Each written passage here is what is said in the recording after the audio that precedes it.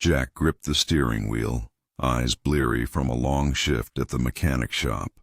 The wipers swiped rhythmically across the windshield as the rain fell in steady sheets.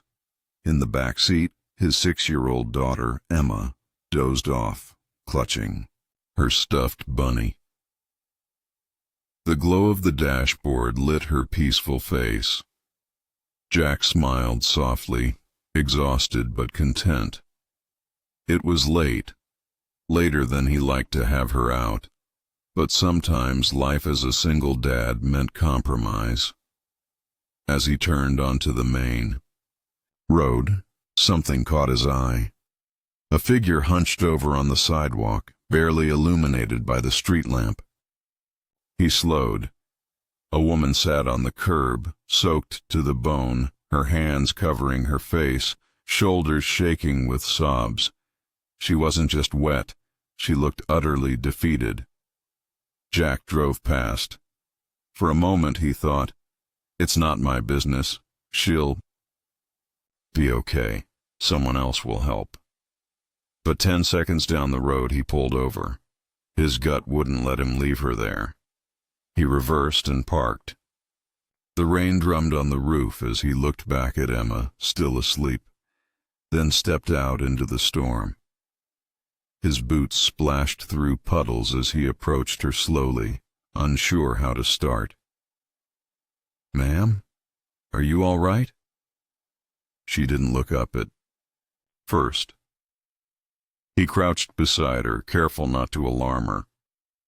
"Hey, I don't mean to intrude.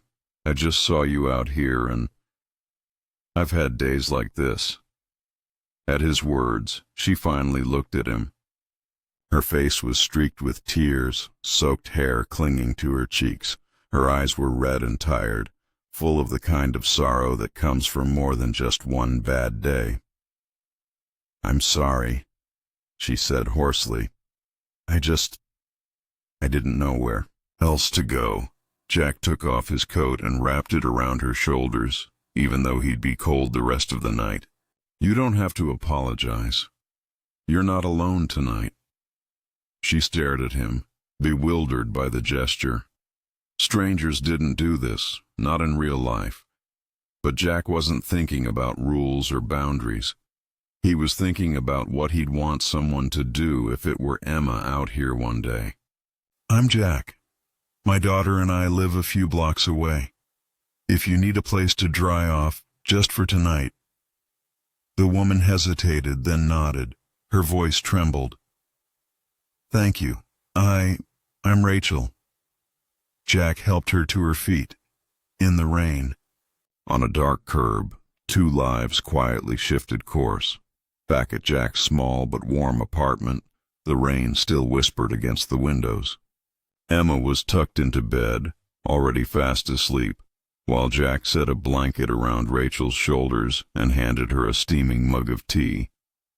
She sat on the edge of the couch, quiet, still damp from the storm. Her eyes were hollow, as if she hadn't slept in days. Jack sat nearby, giving her space, but also letting her know he was there. "You don't have to say anything," he said gently. "Just rest if you need to." But Rachel shook her head. Her fingers trembled as she clutched the mug, and for a long moment she said nothing. Then, as if the silence was too heavy to carry, the words began to fall from her lips, slowly, painfully. "I'm a nurse," she said, eyes fixed on the steam rising from the cup. "I was working extra shifts at the hospital, covering for people out sick. I barely saw my mom, but she understood. She always did." She paused, her voice catching in her throat. Jack waited, not rushing her. "Last Friday, I got a call in the middle of the night. Our apartment building caught fire. Electrical. She didn't make it out." Her eyes welled up again, but no tears fell. "She was all I had. Just me and her since I was a kid." Jack leaned forward slightly, heart aching for her. "I'm so sorry." Rachel nodded absently. They let me take a couple days off for the funeral. But when I came back, they said they didn't need me anymore. Too much budget pressure. Just like that, I lost my job too. She gave a soft, humorless laugh. I had nowhere to go, no one left to call. The room was silent, heavy with the weight of her grief. But, she whispered, voice barely audible, I still have hope. That's all I have left. Jack looked at her, this woman who had lost everything in the space of a week and still held on to something invisible, something strong, hope. It wasn't just a word, it was a lifeline. And in that moment, he knew this wasn't just a night of helping a stranger. It was the beginning of something neither of them had seen coming. You're not alone anymore, Jack said softly. Rachel met his eyes for the first time. For a second, she looked like someone who believed him. Jack stood in the kitchen, watching Rachel stir the tea in slow, absent circles. Her eyes had the dull sheen of someone fighting hard to stay composed. Despite everything she'd shared, she hadn't once asked for anything. No food, no shelter, no help. Just that she'd lost everything, except hope, moved by something he couldn't quite explain. Maybe her resilience, maybe the quiet way she kept trying to breathe through. The storm. Jack found himself blurting out the words before his logic could catch up. You should stay with us, tonight at least, until you figure things out. Rachel looked up, startled. No, I couldn't. I mean, thank you, but I don't want to impose. Jack shook his head. You wouldn't be. I've got a fold-out couch. You need a safe place to sleep. That's it. No pressure, no expectations. She looked away, chewing her bottom lip, clearly torn. Pride and instinct were battling inside her. People didn't just offer things like this, not without wanting something in return. And yet, something about Jack felt different, genuine. Still, her voice was cautious. You don't even know me. Jack gave a small smile. I know enough. You helped others for a living. You lost everything and still held on to hope. And tonight, I couldn't just leave you there. Just then, a soft voice drifted from the hallway. Daddy? They turned. Emma stood in the doorway, hair tousled, holding her worn bunny by one floppy ear. Is she staying? She asked, rubbing her eyes. Jack hesitated. Maybe, sweetheart, if she wants to. Emma patted over on sleepy feet, then looked up at Rachel with serious eyes far too wise for her age. She can have my blanket, the one with the stars, she said, then yawned and leaned against her dad. Rachel's hand flew to her mouth. The gesture, so small, so pure, unlocked something in her. The walls she'd held up all week began to crack. Tears filled her eyes, but this time they weren't from grief. They were from something warmer, softer, a reminder that kindness still existed. She looked at Jack, her voice trembling. Okay, just for a little while. Jack nodded. For as long as you need. And in that quiet moment, beneath a modest roof and a child's generosity, Rachel accepted her first real shelter. Not just from the rain, but from the storm that had been her life. Weeks passed like pages turning quietly in a book neither of them expected to write together. What began as a temporary shelter stretched into something gentler, something steadier. Rachel stayed, at first insisting it was only until she got back on her feet. But Jack never asked when she'd leave, and Emma had already started setting the breakfast table with 3 plates instead of 2. Jack helped her rebuild. He made calls to old friends, found her a job at a local clinic. It wasn't much, but it was enough to remind her she still had a purpose. Rachel, in return, brought life into corners of Jack's world that had long been dim. She helped Emma with homework, packed lunches with little notes inside, and made the apartment smell like cinnamon and vanilla on Sunday mornings. She baked again, something she hadn't done since her mother died.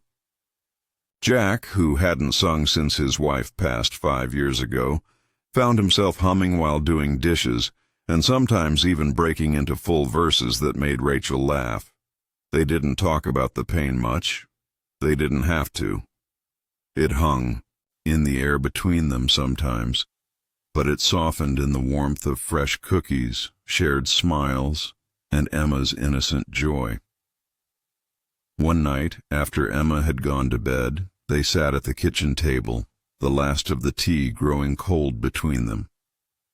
Rachel looked down at her hands, then up at Jack. "I was ready to give up that night. I didn't say it then, but I had nowhere else to go, nowhere safe." Jack didn't speak at first. He just nodded slowly. "I was surviving," he said. "Since my wife died, everything was about keeping it together for Emma. I didn't even realize how lonely I'd gotten." They were quiet for a moment, the soft hum of the fridge filling the silence. "You gave me a home when I had nothing," Rachel said, voice thick with emotion. Jack met her eyes. "You brought light back into mine." In that moment, it was clear. This wasn't just two people helping each other get through a hard season. Their broken pieces had started to fit together, not by force, but by grace. What was once a house patched together by necessity had become something more, a family, unspoken but deeply felt. And somewhere between the healing and the heartache, they'd found something neither of them were looking for, but both had desperately needed. "You said." The sun was just beginning to rise, casting a soft gold across the porch. A cool breeze stirred the air, carrying the scent of dew and blooming jasmine. Jack sat on the old wooden swing, a steaming mug of coffee in one hand, his other arm wrapped gently around Rachel. Between them, little Emma was nestled in a blanket, her head resting on Rachel's lap, still half asleep but content. The world was quiet in that moment, peaceful. Rachel stared out at the sky, eyes reflecting the soft pinks and oranges of the morning. She took a slow sip from her cup, then let out a long breath. Not one of exhaustion, but of peace, of arrival. "I lost everything," she said softly, more to herself than anyone else, "and found more than I ever dreamed." Jack turned his head and smiled. Not a big, grand smile, but the kind that only comes when your heart finally feels safe. "Sometimes," he said, "life starts when you think it's over." Rachel looked at him, and something passed between them, unspoken, but understood. The grief hadn't vanished, but it had been transformed, shaped into something new. Hope had not just survived, it had grown roots. Right here, between late-night talks, spilled pancake batter, bedtime stories, and silent porch mornings. Emma stirred and reached for both of their hands. They held hers without thinking, 3 hands folded together like pieces of a puzzle that had finally found their place. They didn't need to define it. Not yet. What mattered was what they had created, out of loss, out of loneliness, out of a moment of compassion on a rainy street. The sun crested the horizon, and a new day began. Not just any day, their day. They were no longer strangers. They were home. They were family.